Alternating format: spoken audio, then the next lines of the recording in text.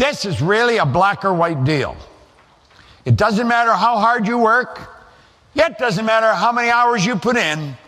If the paradigm doesn't change, ultimately results remain the same from one year to the next. That's why people go right through their life living much the same as their parents and their grandparents and their great-grandparents. Nothing changes. Just as prejudiced and bigoted and ignorant from one generation to the next. See, the truth is, almost everybody thinks they're different. They're different. I'm not like them. I'll tell you, if we took and threw us all into a real good fire, we'd all be reduced to exactly the same level.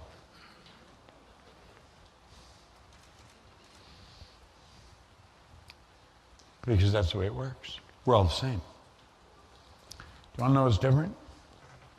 Our consciousness. Our level of awareness. That's what's different. One person's more aware than the other, so they enjoy more of life than another.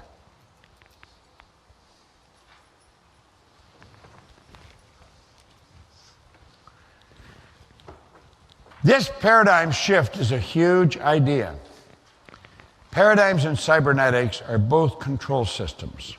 They operate essentially on the same principle. Both maintain a definite course of action and will not deviate from that course that's been established.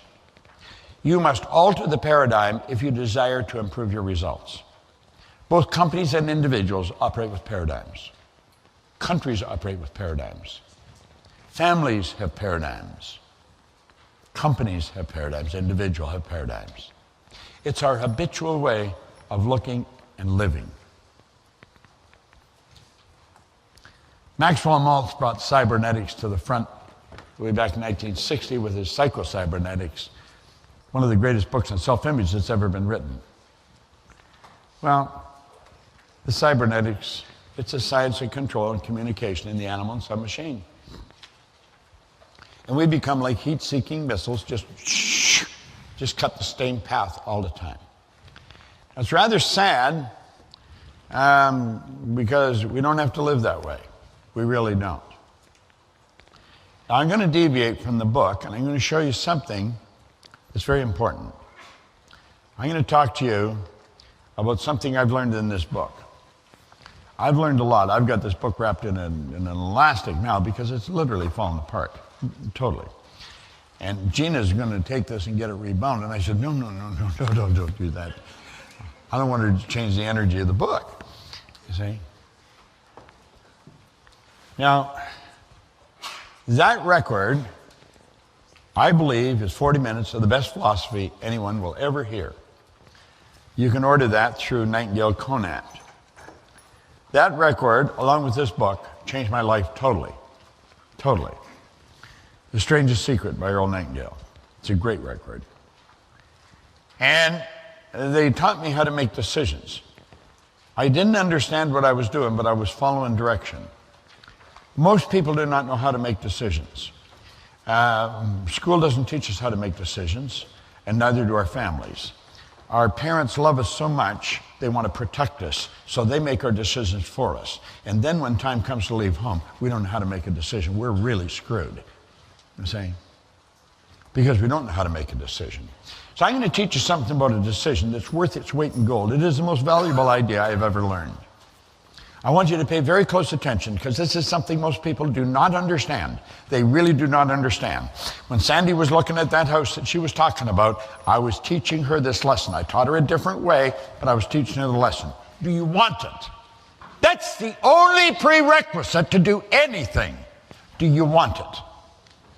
You don't have to know where the money's coming from. You don't have to know where the money is. You don't have to have the money. You don't have to know where the help's coming from. You don't have to know any of that stuff. That's all irrelevant until you make up your mind you want it.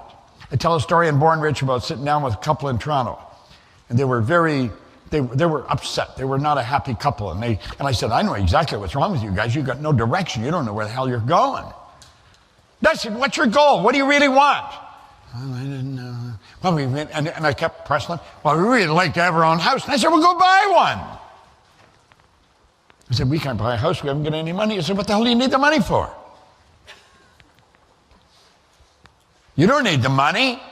What do you mean we don't need the money? I said, you haven't made a decision to buy the house. What do you need the money for? You don't need the money until you make the decision to buy the house.